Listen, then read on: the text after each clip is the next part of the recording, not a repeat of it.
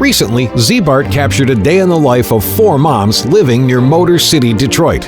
After getting their cars detailed, we brought them in to find out what life is really like for a busy mom at her vehicle. I'm a mother of 2, high schooler and a middle schooler. Hi, my name is Maggie. I have 2 kids. My name is Kai. I have 2 kids, a dog, and a husband. My name is Susan. I have 2 kids, and I use my car as a home on wheels. All right, ladies, be honest. How often do you actually clean your car? Do you clean your car as much as you clean your house?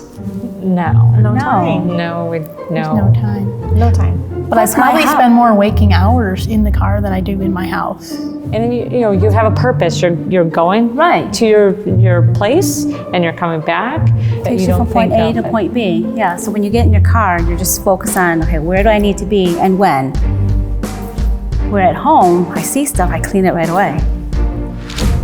I see crumbs and stuff when I'm driving. It drives me crazy, but I don't clean it. I just look at it and say, "Oh, that's gross. I wish it wasn't there." Later and then forget about it. Yeah, when I get home, I'll do that. Do you think your mom appreciated having Ziebart clean and detail her car? Yes.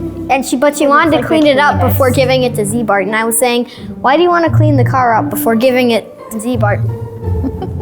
It didn't, I guess, I don't know. I don't know how much. To get like the major stuff out of it, like pens and stuff. We don't put pens in the car. Oh, we do. You just don't allow any dipping sauces when you go through the drive-thru. That helps too. If you can eliminate French fries, that's even better because they somehow get in every crack. Keep yourself inside the car and nobody else. What's the worst mess your kids have made in the car? Keep your car clean? Oh my gosh. In our car? Yes. No way. That did not happen.